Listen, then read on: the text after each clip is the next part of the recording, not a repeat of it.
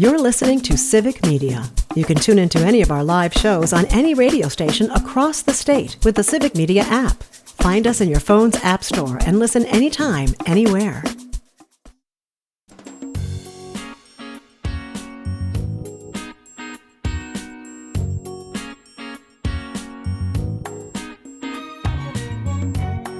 Across Wisconsin on Civic Media, you're listening to Mornings with Pat Kreitlow, powered by Up North News. Now, from our Lake Wissota studio, here's the founding editor of Up North News, Pat Kreitlow. Well, hey there, Wisconsin. Good morning. It is 6:06.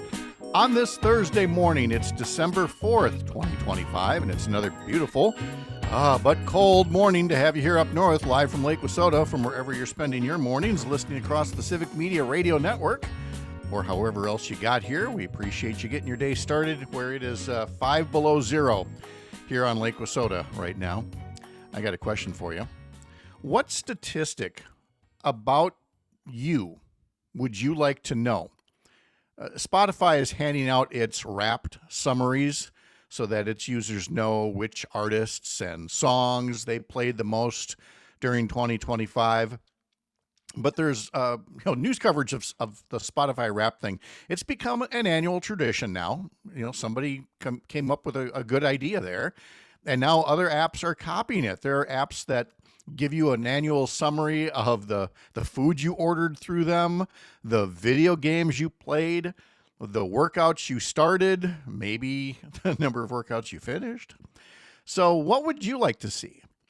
Because I was thinking about that for myself here, and I'll share my Spotify stats in a moment. But for me, it feels like it started with credit cards, because it was some years back that mine started sending annual reviews to help you see at a glance where you were spending your money, and it would break it down by category, and that was kind of useful, and it was kind of scary. And so now we've got apps that do this. I mean, our watches and our phones can tell us stats about the number of steps we take, hours of sleep, even the average number of breaths we take in an hour, the number of heartbeats. Those are all fine and good, but there are other statistics about myself I wish someone would send me. For example, as a kid, I'd like to know the stats. How many hours of Gilligan's Island did I watch as a kid? And which episodes got the most views? How many times did Gilligan get hit on the head with a coconut? But then to the present day, an app that would show me, here's how many cups of coffee you had this year. Cups of coffee. How many old fashions did I have this year? How many times did I walk into a room and say, now why did I walk into this room? Because that graph appears to be going upward. What stat about you would give you a laugh or maybe a wince?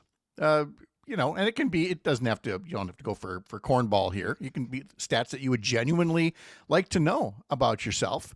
855-75-CIVIC, 855-752-4842, or use the Civic Media app to call us or text us or record a little voice note.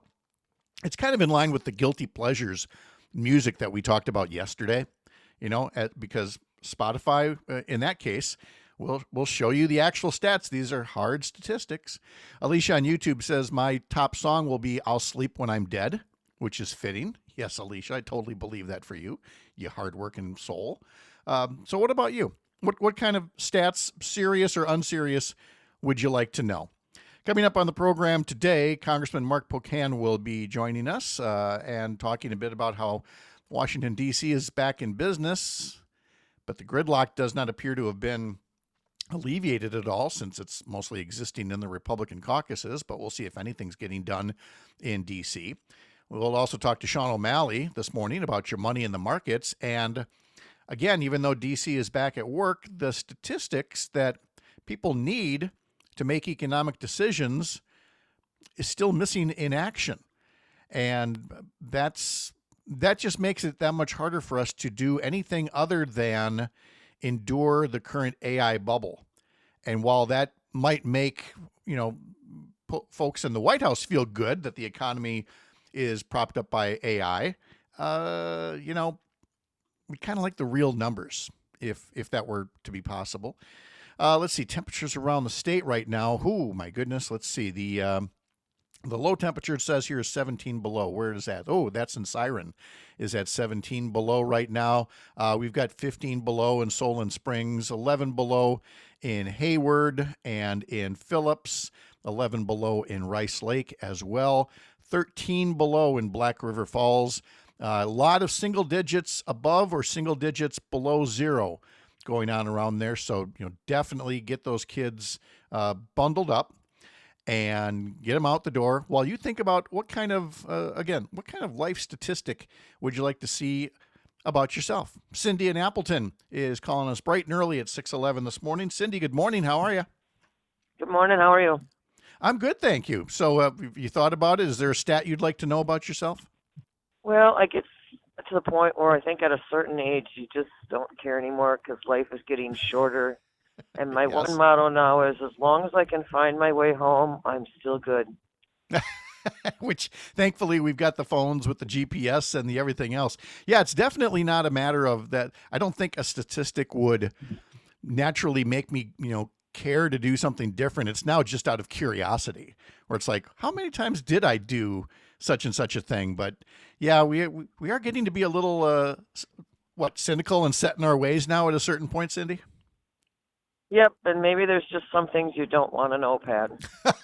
There's definitely things I don't want to know, and that's why I'm not talking about them on the radio. But yes, exactly. Cindy, thanks for calling in. Hope you have a great day. You too. All right.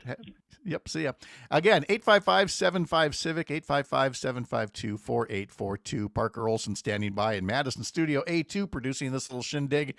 Let's see. Parker, are you on Spotify? Have you seen your Wrapped for the year? Oh, I'm on Spotify, Pat. Okay. Well, I would hope so. And because he said, making it into a commercial. Oh boy. You can pod this program, listening anytime on Spotify. Follow us as a podcast.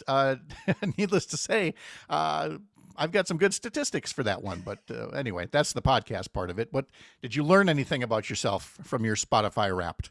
I learn anything? You know what, Pat? I learned that one of the people on my top artists, I have no idea who they are. I have zero clue, not any idea. And this is really weird because I have a large sample size. I have over 52,000 minutes. So 52,000 minutes listened. Okay. And that's actually low for me. And that's giving you artists that you don't think you've actually played? I think what it is from while I was in college, my guess is he's like a composer from study music I had. Okay. That's so like streaming background music, things like that. Yeah. I can totally see that because there's times when I do that. Yes. Let's see. Tony up in Ashland. I learned my kids listen to more music than me. Yes, there are definitely people, I've already seen that in social media posts, who don't know what their actual Spotify numbers are because they're playing music for the kids, or the kids grab the phone and they're doing things. Yeah. Alicia up on YouTube. Yes, it is cold. I'm wearing 2 jackets, she says. Yeah, it is that kind of a day. To no one's surprise, Spotify also tells you your listening age based on what you're listening to. Mm-hmm. And so the first stat that I saw that I'm holding up for Parker here, my listening age is I'm listening like a 65-year-old man. Hey. Well, being a 61-year-old man, I guess I'm not that far off. That makes sense. And Parker's already guessed. You can guess my top genre. Again, holding up my screen for him. It is, of course, yacht rock. Duh. But then the second one is called J-pop. I have absolutely no idea what J-pop is. I know it's not K-pop. Third is smooth jazz, which would be the background listening. Soul, because I'd love to listen to Motown. And then rock, which is, again, not yacht rock, but some of the, 80s, 70s, 80s rock and roll. J-pop, it looks like, is Japanese pop music. I have never listened to a single one of those things. I bet that it's just like somehow intertwined with something that you've been listening to. And my number one album and number one artist is Taylor Swift's Life of a Showgirl, because it's the only music I've actually really listened to on Spotify. I'm an Apple guy. I listen to almost everything through Apple or through some other services. I use Spotify because that's where we pod the program. So I've got podcasts on there. And Life of a Showgirl came out while we were in Nashville, and that's right. I had Spotify to advertise that they were going to have it early, so I'm like, okay, I downloaded it and everything. So that's why it's my number one artist, because it's pretty much the only one. Alicia says, yeah, Japanese pop music. I really don't know. I'd love to know the example of that, so I'm going to have to go looking for that. Tony puts in another plug for Apple Music. Oh, look at Alicia. At age 41, my listening age was 23. You're younger than me. Good for you. Mine was 27. Here's a comment from somebody saying, good Lord, imagine if porn websites sent usage summaries. You know, again, some, as Hall & Oates used to say, some things are better left unsaid. Some strings are better left undone. Yeah. Some doors are better left unopened. The stat question of the day, that probably, yeah. Yeah. There's things you want to know that you're genuinely curious about. Yeah. And other ones and that other you things, shouldn't know about. Yep. And other things, not so much. I do know from a statistic standpoint, I do know how many morning shows I've done here on Civic Media, because I put a little tally at the top of my notes every day. Welcome to show number 700. So does that make me, who did the 700 Club? Was that Jim and Tammy Faye Baker? Was that them? So we've now joined the 700 Club. Praise God, doing this show here. And thank you for being a part of however many of those you've managed to endure. I appreciate that very much. Also coming up on the show, we'll have Joe Zepecki coming up to talk about the Mandela Barnes entry into the governor's race and what that does to the Democratic field. Sharita Booker is coming along in, just about 5 minutes now to tell us about some of the weekend events, including one right here in Chippewa Falls. So all of that is along the way. But one news story that I wanted to mention as well before we took off here and moved on to the rest of the show. And it's a story that didn't get a lot of traction right away because there's a lot going on. But it is a little troubling to learn that a Wisconsin Supreme Court Justice, Annette Ziegler, the former Chief Justice before progressives took over the court, and Slate magazine broke this first, but I'm reading from Bruce Murphy in Urban Milwaukee, his interpretation of it, saying that Annette Ziegler was caught turning a U.S. Supreme Court decision on its head to justify her dissent in a case that was decided last week about the congressional district maps in Wisconsin. She used a fake quote to defend an extreme Republican gerrymander. Now, even conservative Brian Hagedorn joined the court's 4 liberals in saying that there must be these 3 judge panels appointed to review the congressional maps and maybe undo the Republican gerrymander that's been in there. But Ziegler cited a U.S. Supreme Court decision, Moore v. Harper, and claimed the ruling declared the role of state courts in congressional redistricting is, quote, exceedingly limited. The problem is, as Slate discovered, and Mark Joseph Stern wrote the article, the quotation appears nowhere in the ruling. Even the word exceedingly, not exceedingly limited, appears nowhere in the ruling. And even if it's just a misquote, it's still a complete misrepresentation of the decision. As Bruce writes, the Moore ruling held the opposite of what Ziegler claims, concluding that state courts can play a legitimate, meaningful role in congressional redistricting. Now, she retracted and then put out a new decision or a new version of her dissent, but it still basically held that this court case said something that it didn't actually say. And that's a big no-no, though I guess it is par for the course in MAGA world. Sharita Booker is on the way to talk about events coming up this weekend. Live from the lake, I'm Pat Kreitlow. This is the Civic Media Radio Network.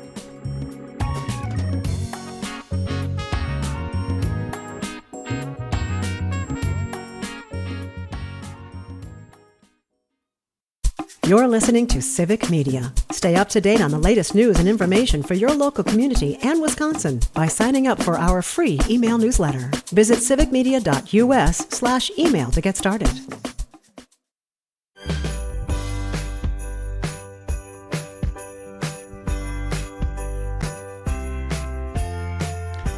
Welcome back. Oh, I hear a little sleigh bell action going on behind me. That's supposedly my Pavlovian cue to tell you about the Text to Win contest, and our keyword this hour is chance, CHANCE. Use the Civic Media app to text that to us before 8 a.m. to be entered into the Grown Up Gift List Text to Win contest through Civic Media. All right, we've got plenty of other issues to cover today with our friends Hans Breitenmoser, a dairy farmer from up near Merrill, Sheila Everhart from the Wisconsin Agricultural Tourism Association, Gene Bond from Green Lake County, who owns a wedding barn type venue. We're going to talk about what happened in the legislature with that, or more importantly, what didn't happen with it in just a bit. Hans, as always, let's start with you. Did you have a good Thanksgiving weekend? Good morning, Pat. I sure did. You bet. Wonderful. And we've got several other things that are happening. The legislature had their session, but there are things that are yet to come here, not the least of which is the Wisconsin Farmers Union annual convention. That's December 13th and 14th in the Dells. What are going to be the hot topics there? Oh, boy. There's going to be all sorts of hot topics, as there often is at the annual convention. It's our opportunity as farmers and members of Wisconsin Farmers Union to get together and decide through honest debate what we stand for and what our legislative priorities are. I mean, I'm sure we'll be talking about immigration and antitrust legislation, local control, milk prices, local food systems, and even data centers and how they're impacting rural areas. So there's going to be plenty to discuss. And we'll also have an election, and incidentally, our friend Sheila is running for the board there as well. So. Oh, well, what a good pivot that is, Sheila. So you're running for the board, and you're going to tell us about how the Wisconsin Farm Bureau Federation has its annual meeting in the Dells a week prior on December 7th and 8th. Are you still with us, Sheila? Oh, looks like she dropped out there. We'll see if she pops back up here in just a second here. And so let's just go ahead and turn our attention to what happened and what didn't happen in the legislature this time around. And Hans, while we wait for Sheila to come back in, you just set it up real quick. Plenty of farms out there have set up these, like wedding type venues or special event venues, and they really got caught up in the so-called liquor license reforming that was done in the last legislative session. Yeah, and I'm glad that Jean's on because she can speak to this far better than I can. I'm merely a dairy farmer. Cows are easy, people are hard. I leave it to Jean to entertain us and make sure that, by God, we can have a drink when we're at a venue like an event barn and so forth. But yeah, it does seem like these types of venues are kind of getting stomped on and being unfairly targeted. And it's kind of bizarre to me because Wisconsin does have a long history of entertaining ourselves out in the countryside, and so I'm interested to see what Gene's got to say. Yeah, Gene is with the Farm View Event Barn in Berlin. And Gene, what is it that you were hoping to see from the legislature in this fall session? Well, we were hoping to see that they recognize the restrictive nature of that Act 73 and that it was going to benefit the farmers and our rural economy if they would at least just let those rural venues, their seasonal ones, operate in a way that's profitable for them. That's basically why they're in operation, is to help profitability on the farm. And we are struggling to find legislators that are willing to step up and say, we recognize it's important to keep these barns in beautiful shape across Wisconsin and allow people to come on the farm and learn about the farm and let these farmers use what they have to their best ability and diversify their income. Yeah, I mean, this Act 73 you talked about deals with essentially the three-tier system of either brewing or distilling alcohol. Then there's the distribution system. Then there's the retail system. And while some of it was rather archaic law that needed updating for reasons we can only speculate on, the wedding barn venues were really put on the outs by this. I don't know if they felt threatened by the Tavern League or what. But Sheila, you passed along to me all of the paperwork that's got to get done now for wedding barns that just want to do this a few days a year. Talk about how restrictive that paperwork has become. Well, I think Jean can address that much closer as she's really researched all of those documents. But, it's surprising, Pat. These farms are going to be losing 75% of their income because of the law that will go into effect January 1st of 2026, reducing the opportunity to rent their space for one time a month or 6 per year.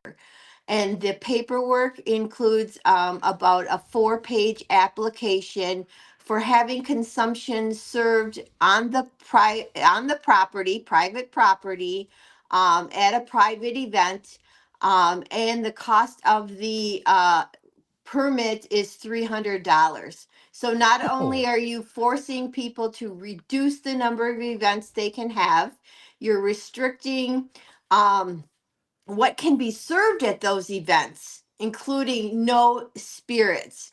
And I know we're a state that promotes the old fashioned as one of the beverages of choice. Yet these private party, invitation only wedding barns on private land cannot serve an old fashioned because the way the That's law was written, that's which really is something. just crazy. Gene, It just doesn't make sense. how many events were being held at a lot of these typical venues compared to what the new law says in terms of restrictions?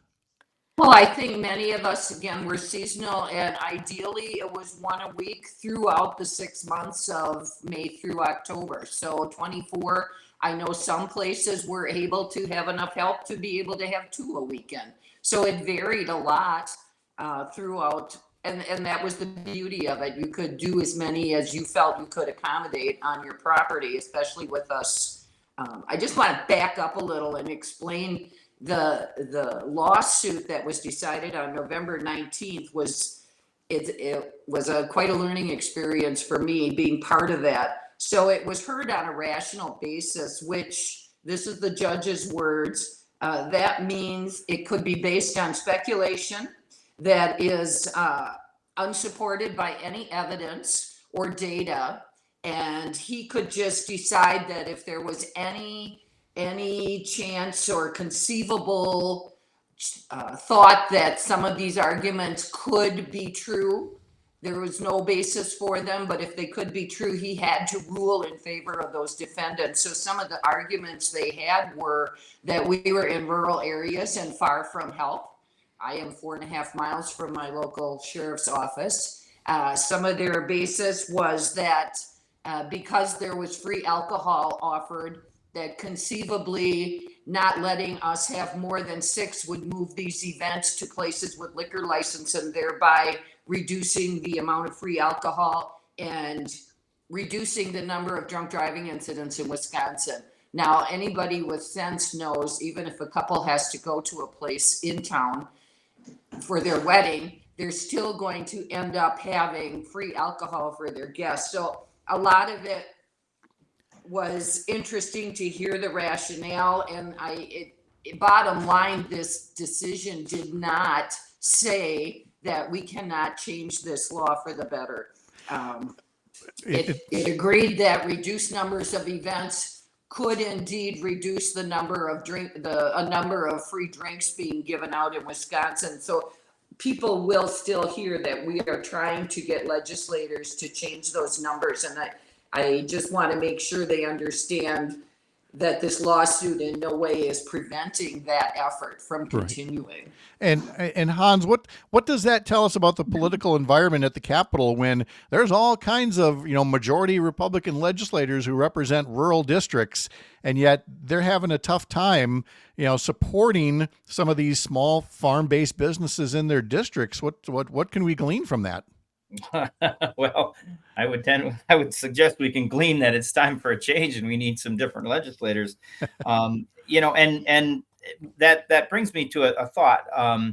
We're right around the corner from a spring election, and spring elections are county board elections. And so, having been on the county board for 10 years, a number of years ago, this is a good time for people to really think about getting on the local, getting into local government, because this is a place where the counties association can push back and local governments can push back and say, look, this is not what we signed up for. This is not what's helping our community. But the only way that happens is if, number one, you get out and vote, and number two, you think about local government and how it impacts and what your role might be. And I'm encouraging everybody to run for county board, and think about that quickly, because papers need to be turned in here in probably 30 days or so.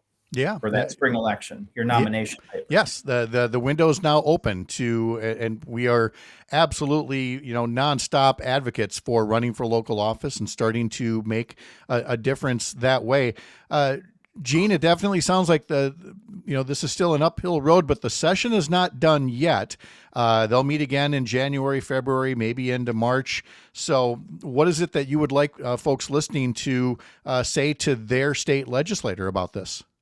I would like them to tell their legislators, these businesses, these farms deserve to operate like all the ones that are exempted by this bill, and that they should consider signing on to. We do have a proposed piece of legislation that will allow us to operate profitably, and they should consider signing on to that, because it doesn't just help the farmers, it helps the other small businesses in the area.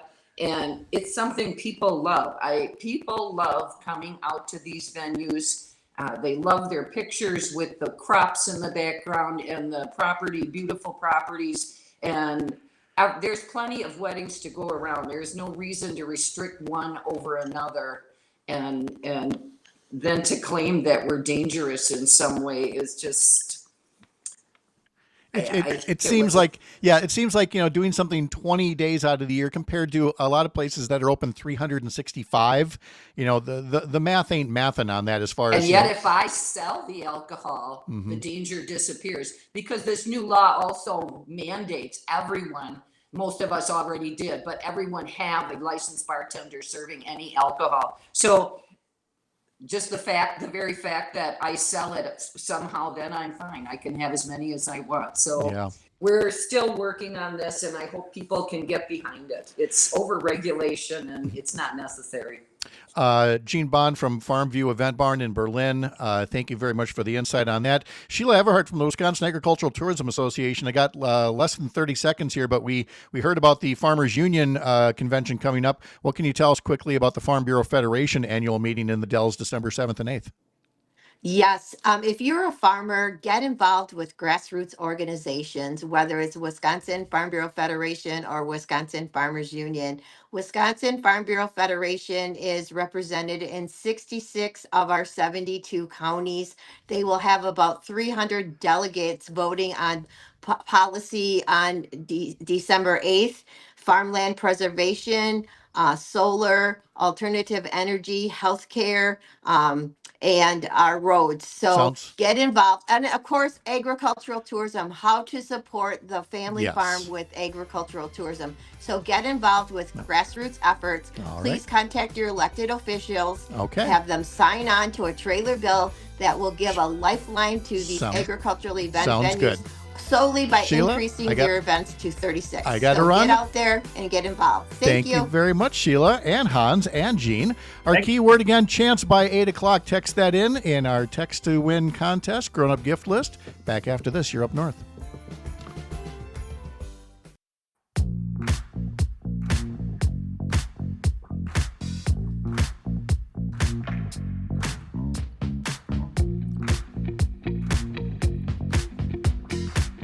Welcome back. We've got Dennis McBride, the mayor of Wauwatosa, standing by to talk about his new book out about the insanity that was the year 2020 and what a first-year mayor took away from lessons. Our question of the day has been, is Cyber Monday still a thing for you? And Craig notes on Facebook, Cyber Monday is only for electronics, nothing else.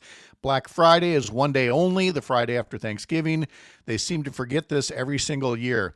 I don't think they forget it. It's a very intentional thing. I mean, President's Day sales that seem to go on for the entire month. Your Labor Day specials, again, they last a month.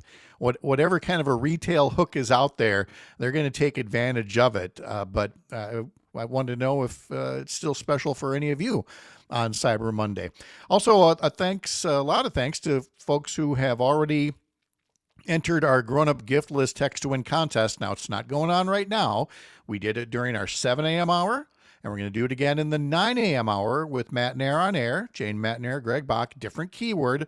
So stick around. That'll be your next chance to text in and win. But I wanted to thank Jeff in Cleghorn for sending in a keyword to us. We got a few others along the way from Cassandra in New London, from Tom in Hartford, John in Oshkosh, Rosemary in Oliva, and Beth in Appleton, and Patty in Eau Claire. Thanks to you and all the others that we see coming through that texted in during the 7 a.m. hour. Again, be sure to look for your next chance to win at 9, then 11, and then 1, 3, 5, and 7 p.m.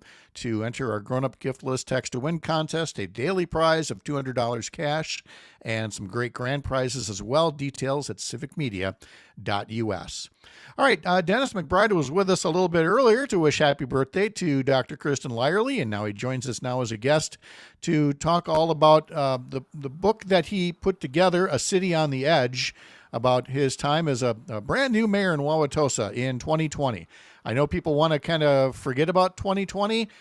You cannot. That pandemic and all the unrest is going to be part of American history.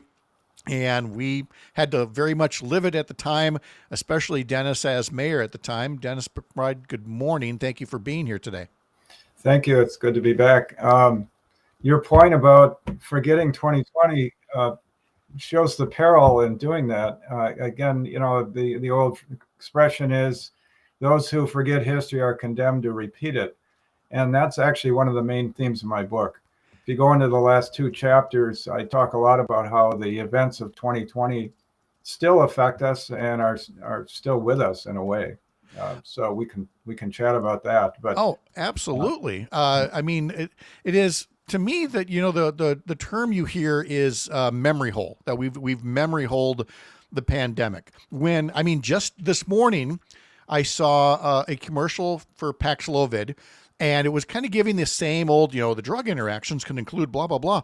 And I said to Sherry, my wife, I said, you know, instead of the usual drug commercial, the announcer should say something like, hey, I know y'all want to forget, but 1 million Americans died of this, and it's still out there, and it's still killing people. You got to take it seriously.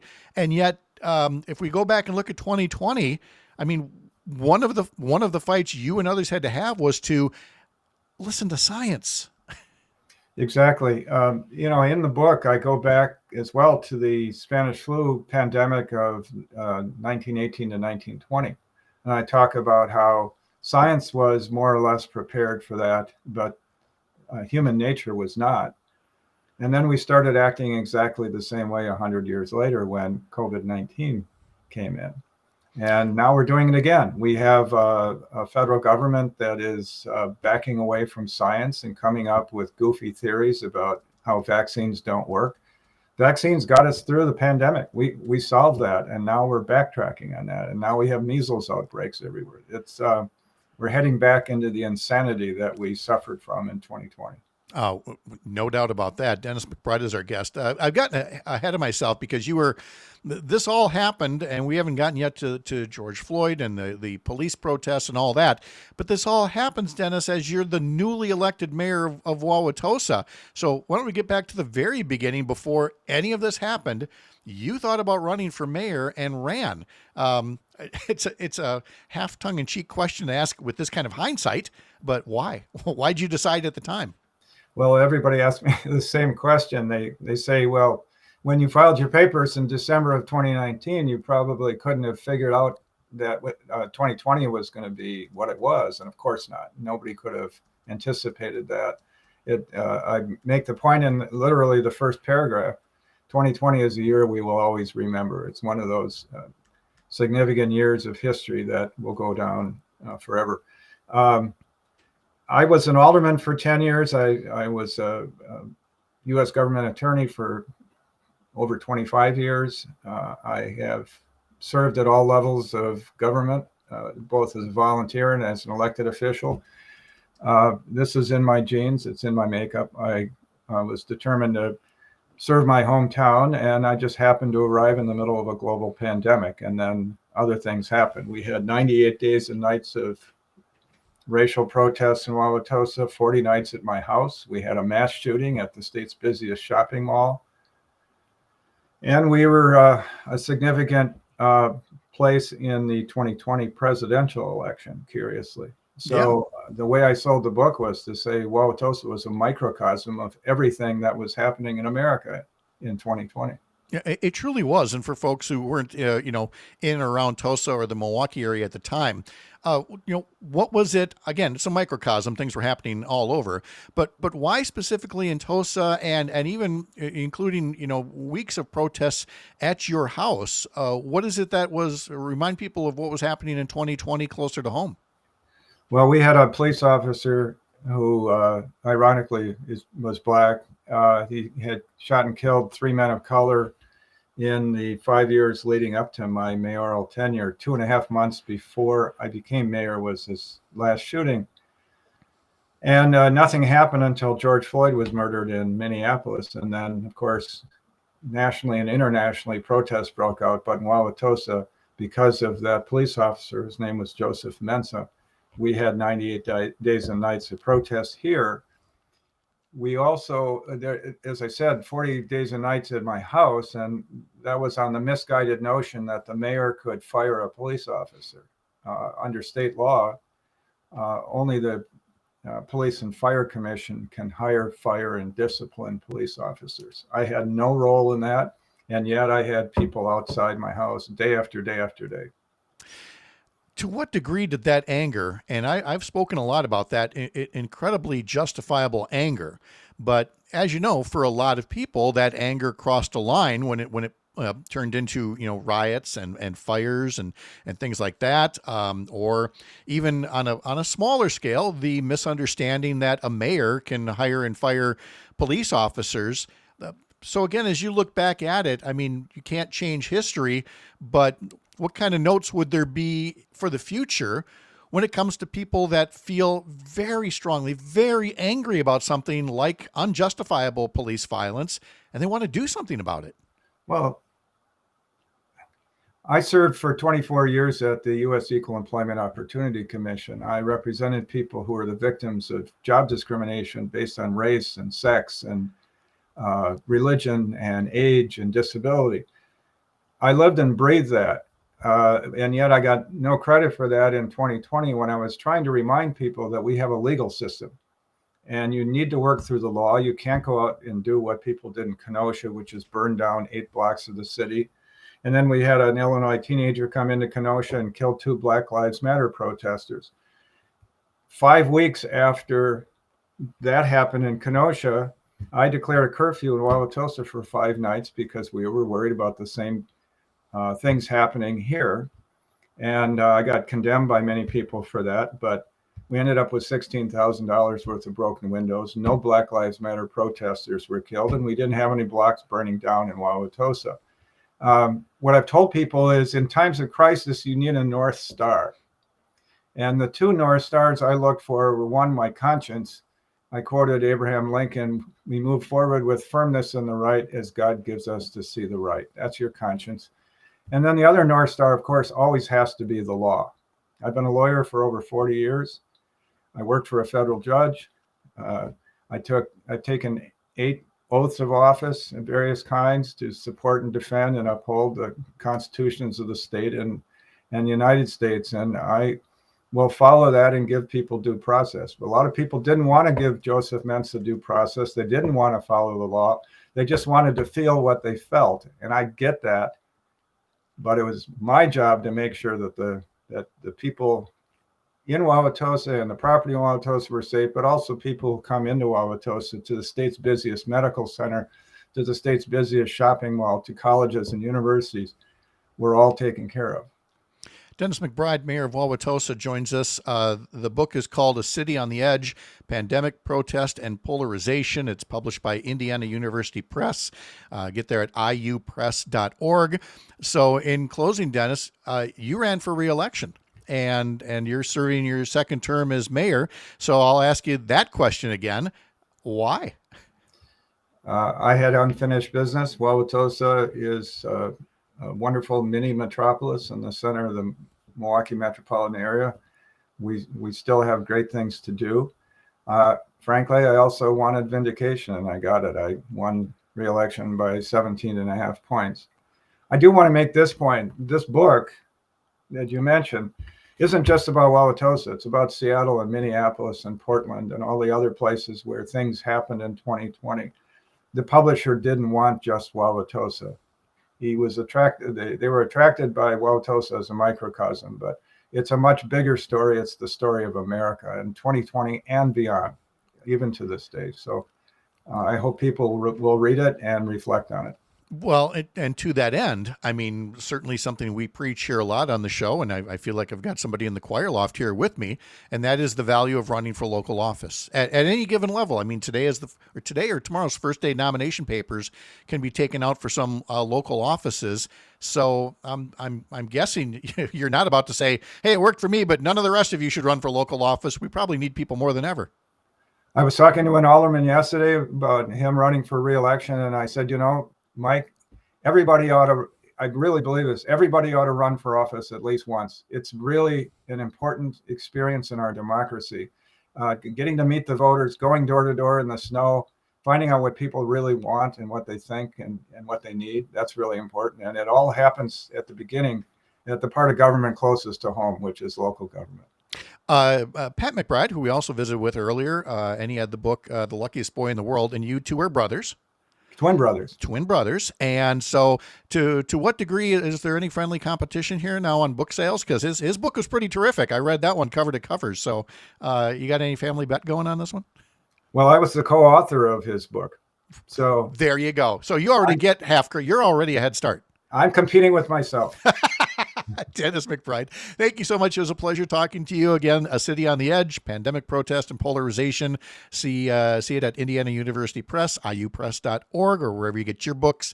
Dennis, thank you so much. Have a great day. Happy holidays to you. Thanks to you, and happy holidays to you and everyone else. Thank you. Thank you very much. It's a real pleasure to get to talk to him about the value of running for local office and serving there. Jane Matnair is on the way.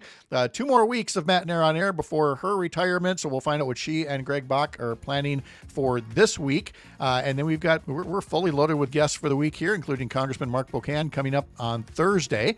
And of course, you can follow what I do at Up North News by heading over to upnorthnewswi.com and subscribing to our newsletter there as well. I'm Pat Kreitlow. This is the Civic Media Radio Network.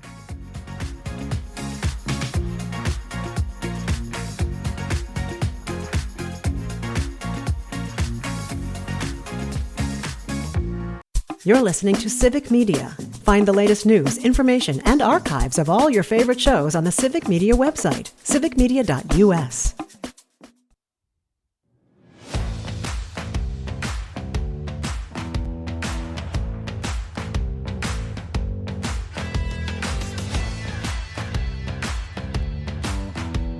Tomorrow on the program, Congressman Mark Bocan will be joining us. The government shutdown is over, but the gridlock appears to be rolling on, and that's just within the Republican caucus. We'll talk more to Congressman Bocan about the things that are and are not happening in the nation's capital.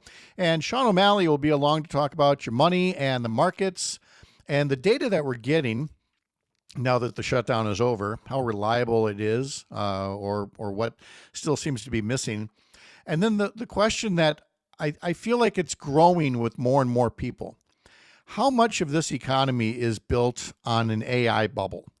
And we have talked about this before, and I want to get an update from Sean on this, because there are a lot of factors that indicate that were it not for the rapid growth of AI and the stock prices of those companies, all the other economic indicators would have us in bad shape right now. So those AI numbers might be artificially inflating the state of the health of our economy.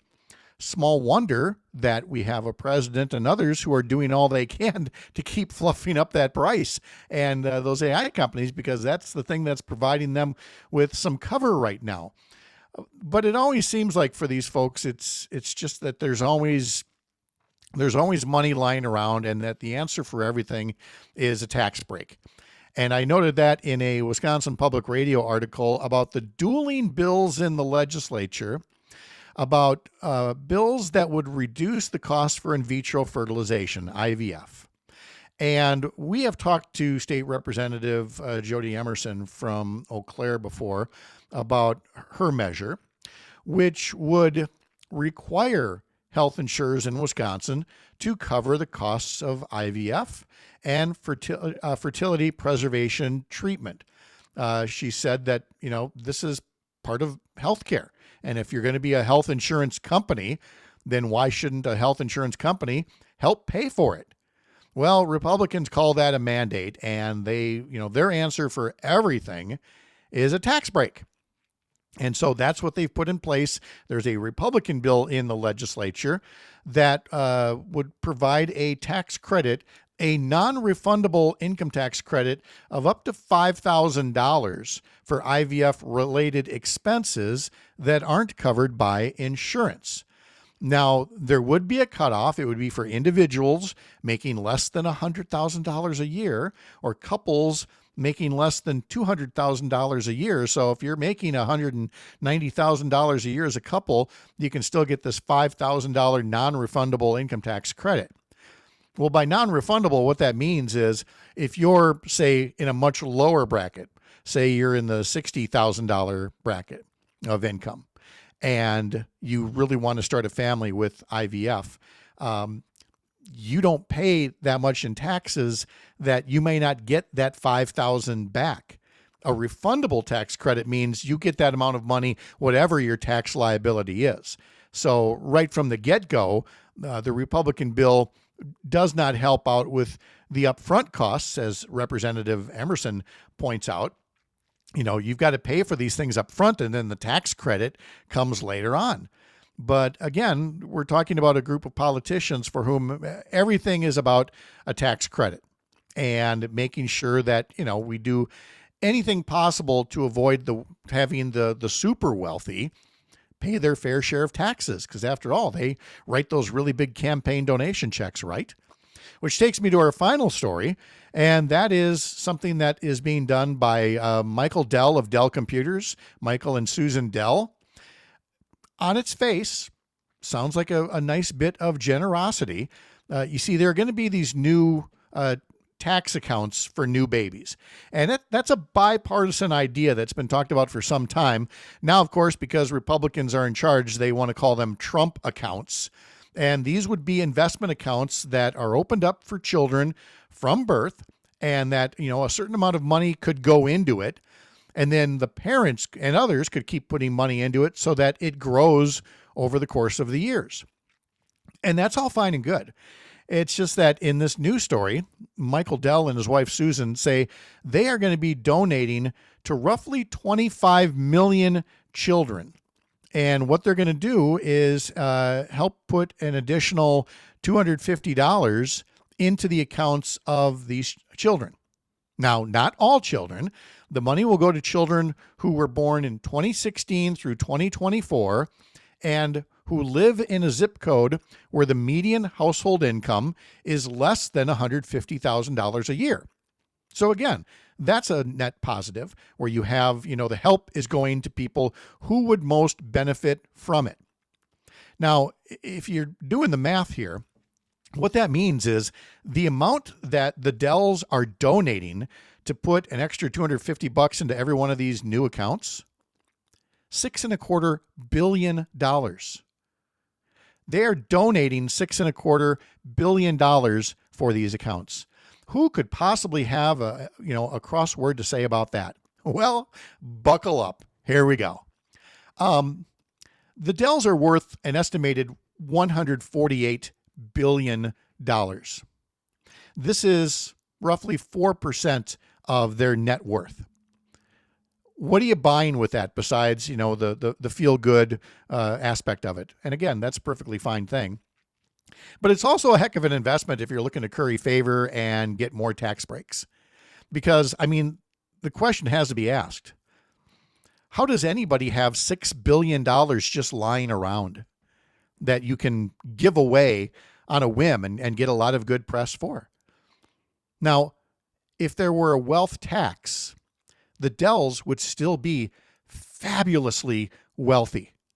And we wouldn't have to depend on the charity of the very wealthy to make sure that we can educate our kids and to make sure that they have investment accounts.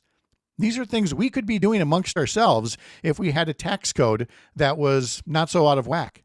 There are people who say, "Oh, well, if there's a wealth tax, the wealthy, they won't innovate, they won't create jobs." That, folks, is BS. We have a broken tax system. If anybody's got $6 billion lying around. My thanks to today's guests and to you for being here. I'm Pat Kreitlow from Up North News, part of Courier Newsroom, a pro-democracy newsroom. We'll catch you tomorrow morning, 6 a.m. here up north. The national news cycle never stops, but it can be hard to find news about your local community. Civic Media is dedicated to providing quality local and state news coverage across Wisconsin. With the Civic Media app, you can get notifications about local stories that matter to you and your community. Find the free Civic Media app in your phone's app store and choose notifications from the menu to tell us what kind of news you want to hear about.